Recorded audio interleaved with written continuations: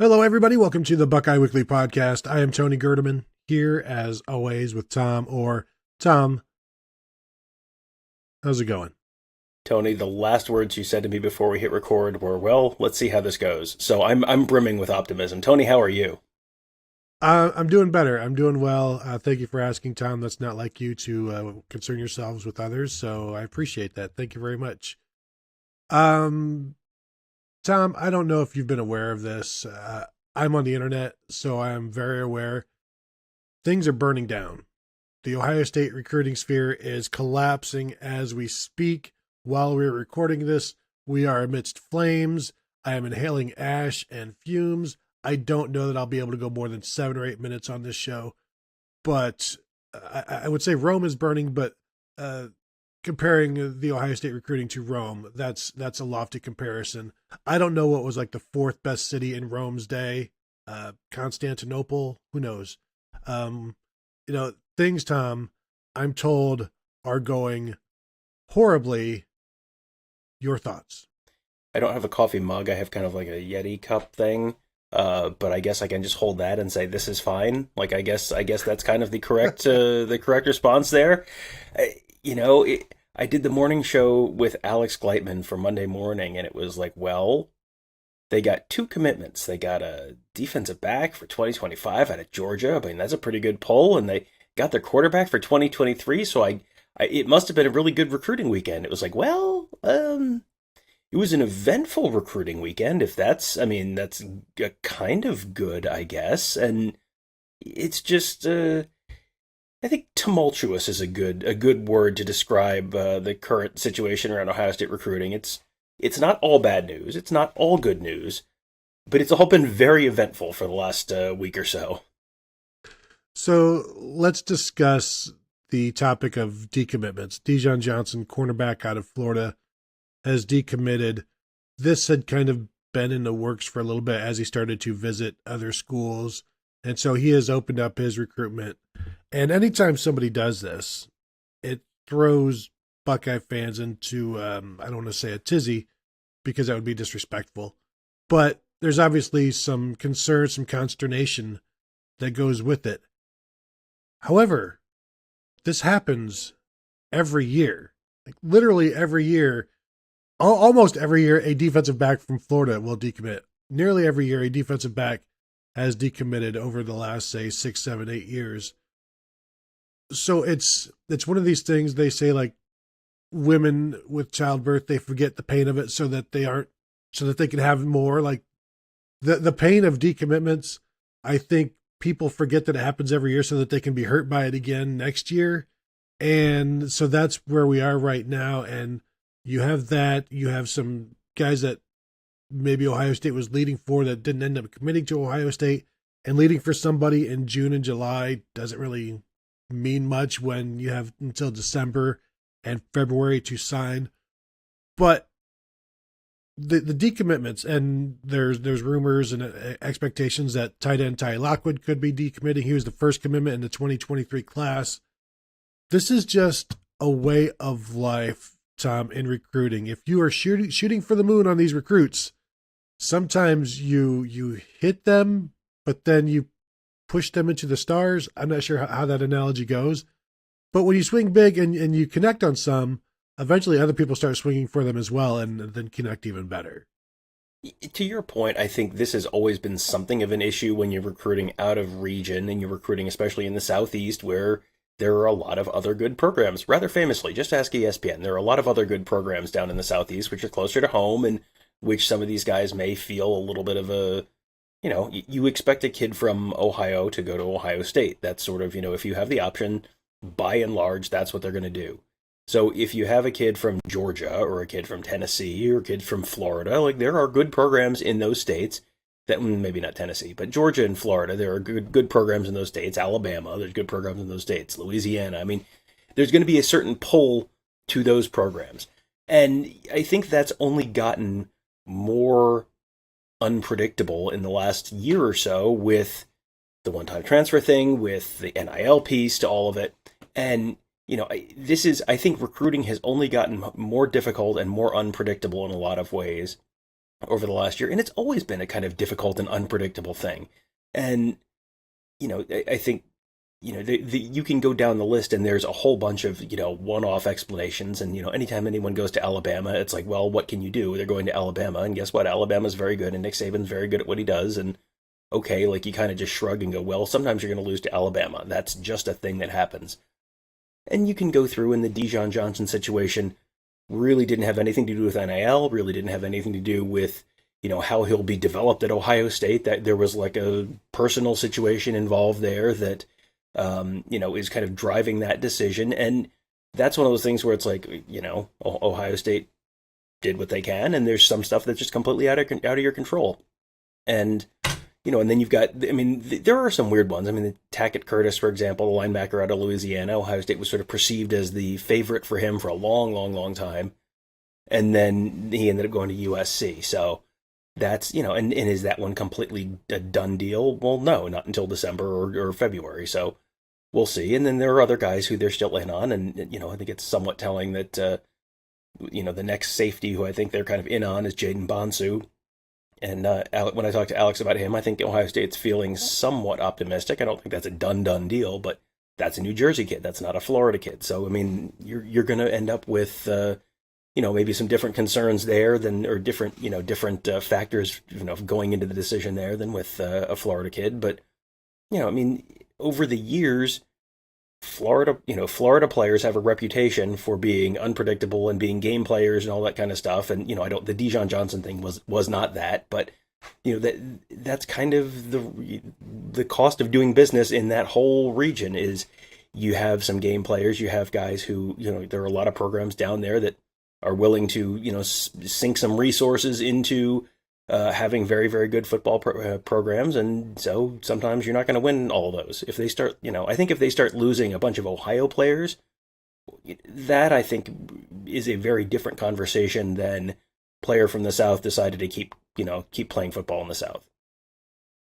And I want to get to some of these names that went elsewhere.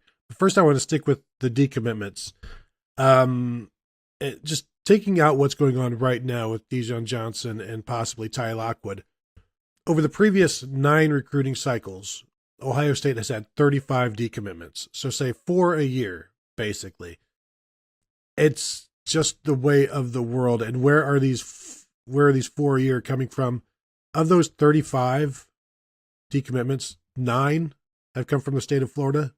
If we're including IMG in that, which had 2 players decommit from Ohio State. The second most frequent state to decommit from Ohio State is Ohio. And only one of those guys was a situation where Ohio State didn't move on. Like, I'm talking Todd Sibley, Danny Clark, George Hill in like 2015, 2016. They moved on from those guys. Devontae Smith, the quarterback from Cincinnati, I think they would have still taken him, but he went on to Alabama. So that gives you an idea of what happens in Ohio. But of these 13 or 12 or 13 have come from the SEC's footprint, the Southeast. So when you are, swimming in those waters, you're not the only shark there. And there's a lot of people there in there. They've 3 decommitments from the state of Georgia over the years. That's Florida and Georgia have had a dozen decommitments total for the Buckeyes, but you got to keep trying because Ohio State has also had quite a bit of success in Florida and Georgia, and they plan to again in this class as well. You mentioned New Jersey, only 1 decommitment out of New Jersey in the past decade. Can you name him, Tom? Probably eventually, but it won't make for very good audio on the show. A running back out of New Jersey. Who eventually went to Michigan. Oh, Kareem Walker. Yeah, that's right. And that was a situation where Ohio State kind of moved on from him because it was expected for him to decommit. And, what's interesting is you kind of go through this list and, as you're naming some of these guys, it's kind of like that didn't really pan out, that in a lot of these cases, even the guys who were, Kareem Walker was at one point when Ohio State, he first committed, was the number 1 running back in his class, and then just kind of slowly ticked down the board and just didn't quite develop the way that they thought he might. And then went to Michigan, didn't really do anything. Went to, I think, a junior college after that and didn't really do anything. So, it's interesting that I mean, and that's kind of recruiting on the whole. Like sometimes guys don't pan out. Like, yes, welcome to recruiting. That's how it goes. And they've had, I think they would probably rather have Jordan Battle on this team than not have Jordan Battle on this team. He was a late decommit and ended up flipping to Alabama. And boy, that 2020 Ohio State team could have used Jordan Battle on their sideline instead of Alabama's sideline in that national championship game. But one thing that I think is, if you're looking for something to be optimistic about or feel decent about, other than the multiple commitments this weekend, decommits now don't kill you. Decommits right before signing day, that's what gets you, because then you don't have time to, get to your next plan, your plan B, and bring a bunch of guys in the fall to have them kind of ready to go. Jordan Battle flipped the day before early signing day, or, it was sort of known that he was going to flip, and then he flipped only on early signing day. Clark Phillips, the cornerback who flipped to Utah, same thing. It was right before early signing day, and you didn't necessarily have an opportunity to bring in someone else to fill those slots. And, losing someone over the summer, losing Dijon Johnson now, it's not great. It's not what Ohio State would like, but they have now another 4.5 months until early signing day. So you have time to bring in visitors in the fall, have a little bit, we can talk a little bit about the impact of not having, the film to show people right now of this defense, and it's all kind of like speculative about how good a Jim Knowles, Ohio State defense will be and what a Perry Aliano and Tim Walton defensive backfield will look like. By the time you get to early signing day, it's not speculative anymore. You've got a year of film, and hey, if this is a top 5, top 10 kind of defense, that might change the conversation for some of these guys a little bit between now and then. It will be interesting to see what kind of impact that will have, having that film, because you're losing guys, and I say losing guys, like the June 24th official visit day, they had a bunch of guys come in, and I think 8 of them have already committed to other schools. Caleb Downs, 5-star safety to Alabama. Justice Haynes, running back to Alabama. Troy Bowles, linebacker to Georgia. Tackett Curtis, you mentioned, linebacker to USC. John Walker, defensive tackle to Central Florida. Raul Aguirre, linebacker to Miami. Olaus Alinen, offensive lineman to Alabama. And Darren Reed, defensive end to LSU. The name that sticks out to me in all of this is Tackett Curtis. Caleb Downs, obviously, Ohio State felt pretty good about him for a while, but when you replace all of your back 7 coaches, like, you're going to need to prove something to recruits. Justice Haynes, I don't know the situation there, but they also got Richard Young here in the last couple of days, so Alabama's doing well again at running back. Troy Bowles is a Southeast guy that has, been tied to Georgia forever. John Walker apparently silently committed to Central Florida 3 months ago because his family wants him to stay home. Raul Aguirre, another, I believe, Southeast guy. Olaus Alinen, offensive lineman, who Alabama has produced some offensive linemen. Justin Fry is going to have to prove that he can do this. And Darren Reed, another Southeast guy, staying in the Southeast.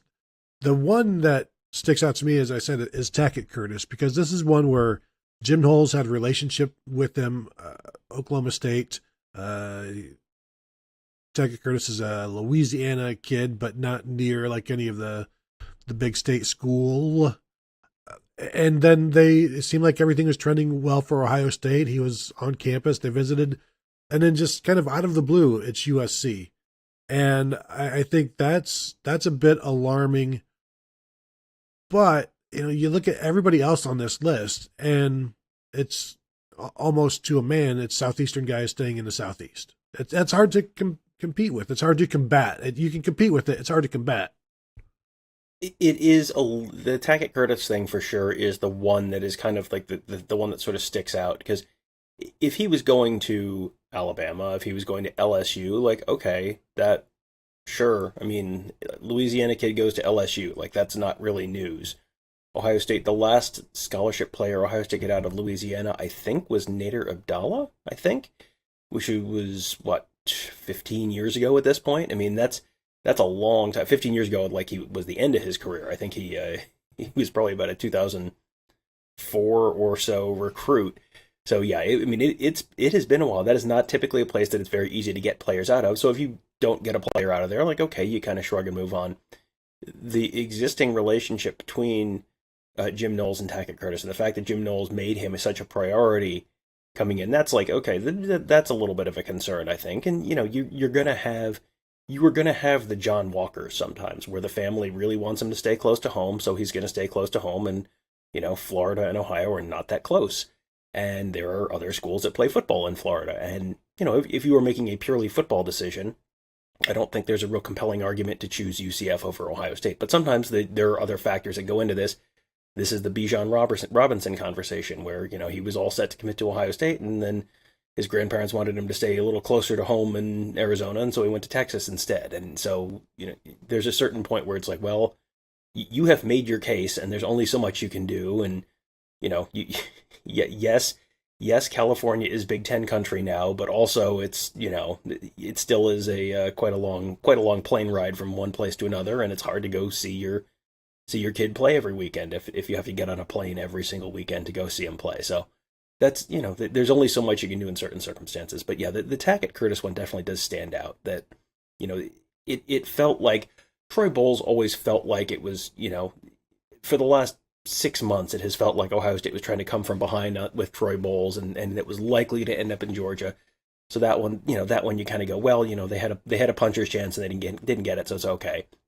Tackett Curtis for a long time felt like Ohio State was the lead there, and I don't know that I've heard a particularly satisfactory answer on, yeah, they just sort of threw the bag at him in terms of NIL, or some other factor came into it, and sometimes you get these wild things where Derek Morris's dad wants to have a rap career, so he's going to go to Miami instead. Chantrell Henderson. Chantrell Henderson. That's right. Sorry. Yes, I was confusing my 2000s offensive lineman. Yes, Chantrell Henderson's dad wants to have a rap career, and so he's going to go to Miami because he's going to get his record produced there or something. Like sometimes there's stuff that's just like you sort of shrug your shoulders and go, yeah, man, it's recruiting, whatever. But yeah, the Tackett Curtis one, of all of these, the Tackett Curtis one is the kind of one that jumps out to me, and I just kind of go, that's, I don't know if concerning is the right word, but it's just kind of like, yeah, that one just kind of stands out.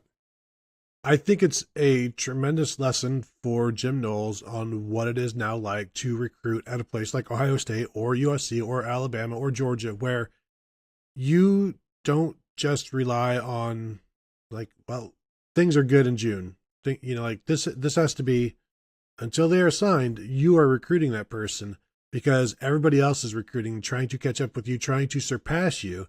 And it's no different than any other competition. Somebody out there is working harder than you are. Like somebody out there is recruiting harder than you are. And he got a good taste of that and what it requires. And it's definitely different than recruiting at other places he's been, where you kind of just hope other schools don't come in late and grab your guy. Like, you've seen this guy, you have to recruit under the radar kids, and then he blows up as a senior, and instead of going to Oklahoma State, he's going to Oklahoma or Texas. Whereas now, like, all of these guys are above the radar. Everybody knows about him, and it's just a constant battle every single day to bring these guys in. And now he knows it, and same with Justin Fry, who has not had to deal with this kind of thing at UCLA, because like, it's, for one, it's more laid back in terms of California, in terms of Chip Kelly style, in terms of, well, we know we're not going to get to 5 stars. Let's know our role, let's know our level, and let's just hang out there.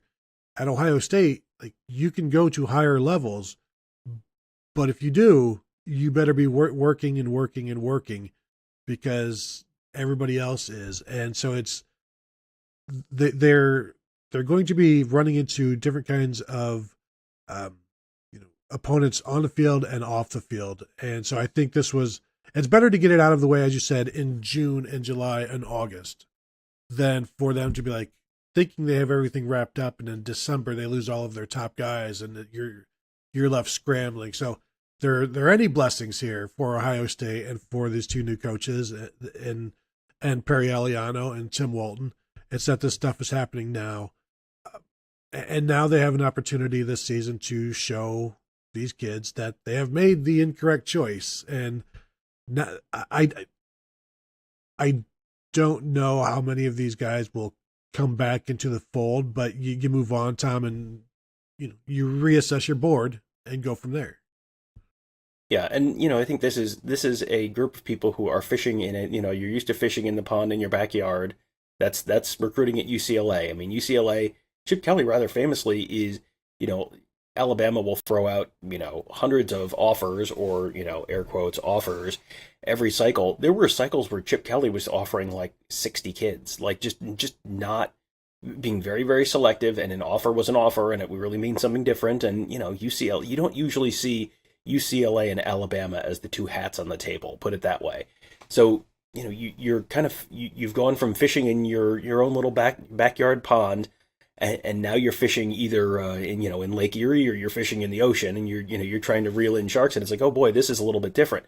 And then you're also going against schools that are, there are some schools that are fishing with dynamite right now too, and that kind of changes the equation as well. So there's just, I think there's going to be a little bit of an adjustment, and between that and between not necessarily having the, UCLA is not churning out Outland Award winners, probably since Jonathan Ogden. So it has been a hot minute for UCLA churning out Outland Award winners, and Perry Eliano can point to some recent successes at Cincinnati, and Jim Knowles can point to some statistical stuff at Oklahoma State, but it's still not, you're not seeing a bunch of top 5 draft picks coming out of Oklahoma State. So there's going to be a little bit of a curve. And if Paris Johnson wins the Outland Award this year, well, that might change the conversation around Justin Fry a little bit. And that's not out of the realm of possibility. Or winning the Joe Moore Award for the top offensive lineman of a top offensive line in the country. Like, okay, that probably changes the conversation there a little bit. Or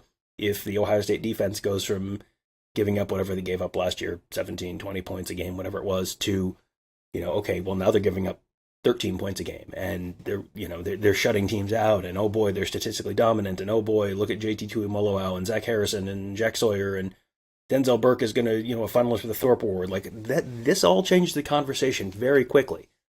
Does it change the conversation quickly enough to impact the 2023 class?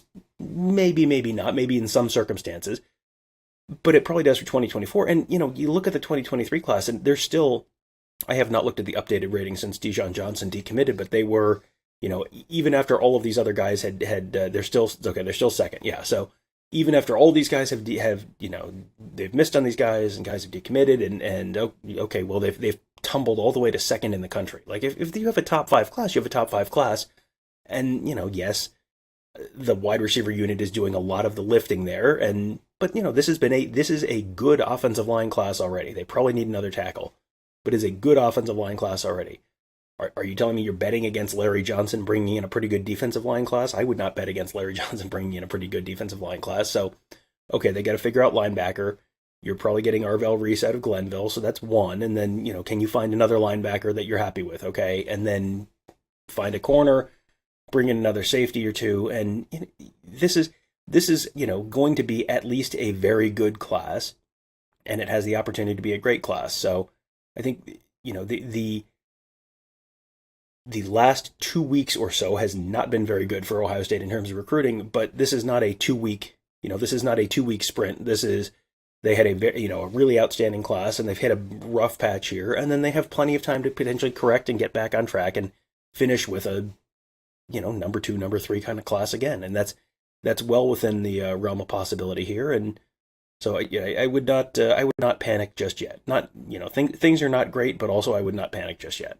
Well, and it's been overall a productive month of July, and that's not including landing commitments from Kayan Lee on June 27th and Calvin Simpson Hunt on June 30th, 2 top 20 corners. But in July, you had, most recently, they got their quarterback, Brock Glenn. So, 4-star quarterback out of Tennessee. You get that position taken care of. They were concerned about that. They finally got their guy, and it's not easy to sandwich a quarterback into the 2023 class when you've got the number 122 guy and the number 2024 guy, but they've gotten that taken care of. You also had this month Jermaine Matthews, after camping at Ohio State, after camping at LSU, blowing up nationally. They got his commitment on July 1st. You have Jelani Thurman, the tight end, committing a couple of weeks ago, the number 7 tight end, the number 106 player nationally, ranked higher than Ty Lockwood, a unique athlete at that position. Now, of course, I believe he's already visited Auburn, so there may be some hoping and holding on there. But earlier, 3 weeks ago, Jason Moore, top 50 kind of defensive end out of Maryland. So it's been, and then a week before the start of July, you had Brandon Innes and Noah Rogers committing. So it's been an eventful 6 weeks overall. It's been a positive 6 weeks, and even looking now, 19 guys in the class, 9 of them are from the SEC footprint.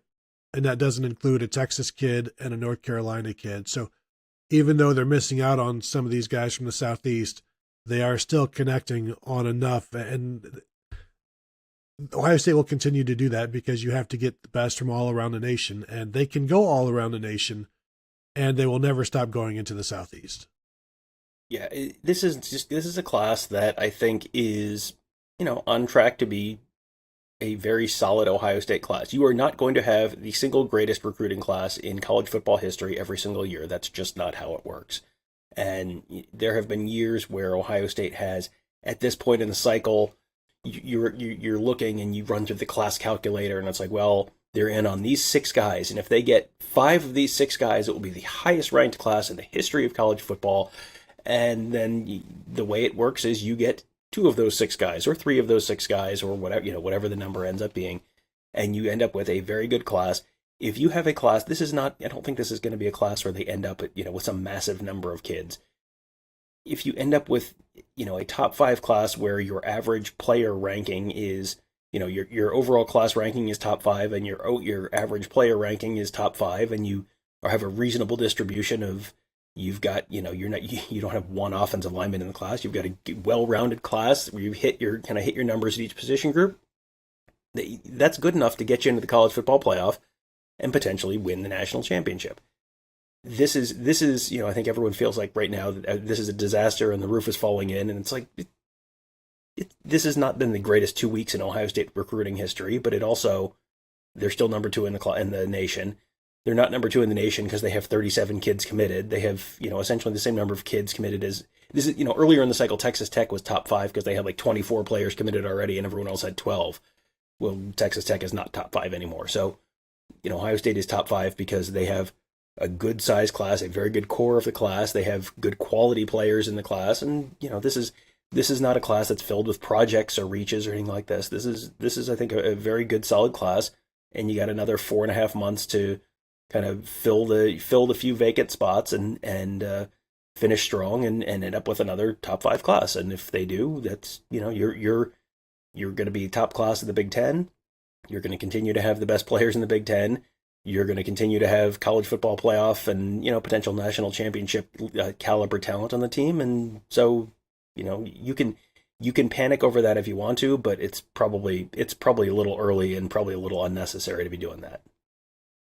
It's much more important to have production than a high recruiting ranking.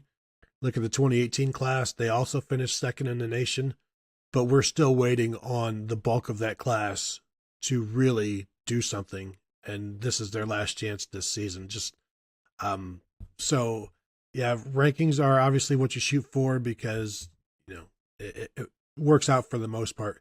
What you said was interesting though. A lot of times you have Ohio State has all of these guys that they're still in on, and it's like if this guy and this guy and this guy, then they'll have the top class in the nation. They never finish with all of those guys, and they finish somewhere in the top 2, 3, 4. Ryan Day said the expectation every year they want to have a top 5 class. If they're at 2 right now, and there aren't as many of those, if this guy, then this guy, and this guy, then they're going to have this. I think top 5 might be difficult because this is also where Alabama comes up from behind, Texas A&M comes up from behind, Florida is trending right now, so they may fall out of that top 5.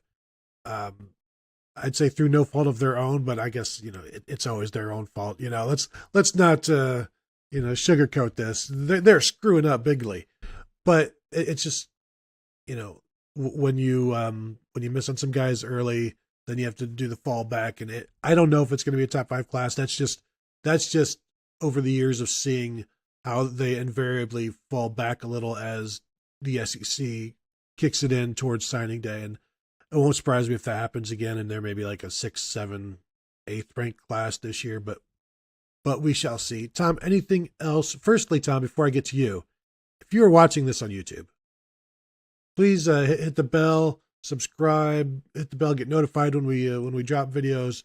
Leave some comments, that helps us as well. But if you can subscribe to the YouTube channel, as we are now at our new home, Buckeye Huddle. Full site launch yet to be determined, but very, very soon. Camp opens for the Buckeyes on the 4th, which is Thursday. All kinds of good stuff going on right now involving us, which is the most important thing. But Tom, anything else before we go? And would you like to plug your morning show? Yeah, you can find the new morning show, which is going to remind you probably a lot of the old morning show. You can find that at Buckeyes Tomorrow Morning on your podcast platform. Wherever you're listening to this on your podcast platform, just search Buckeyes Tomorrow Morning. You can subscribe right there. Leave a 5-star rating and review as well, which will kind of help us move up the algorithm as we rebuild our audience from zero there. That will be tremendously helpful. And you can also find the Buckeyes Tomorrow Morning podcast right where you're listening to this. Same channel on YouTube. You can, again, as you're watching those, hit the thumbs up button, leave us a comment. That's always super, super helpful in terms of the YouTube algorithm. And then hit the bell that will subscribe you to our channel, get you notified every time we post a new video. So you get all those Buckeye Tomorrow Morning episodes, all those Buckeye Weekly episodes, all the other great stuff that we've got coming on that channel. That's all same YouTube channel as you're watching this on now, same podcast platforms you're listening to this on now, and it's just Buckeyes Tomorrow Morning. So we really appreciate your support there, and will help us build our audience up pretty quickly as we head into football season. Yes, absolutely. So that will do it for this episode. Want to thank you all for stopping by, and get ready. Fall camp is almost here. So that will do it for today. Thank you all, and we will talk to you guys later.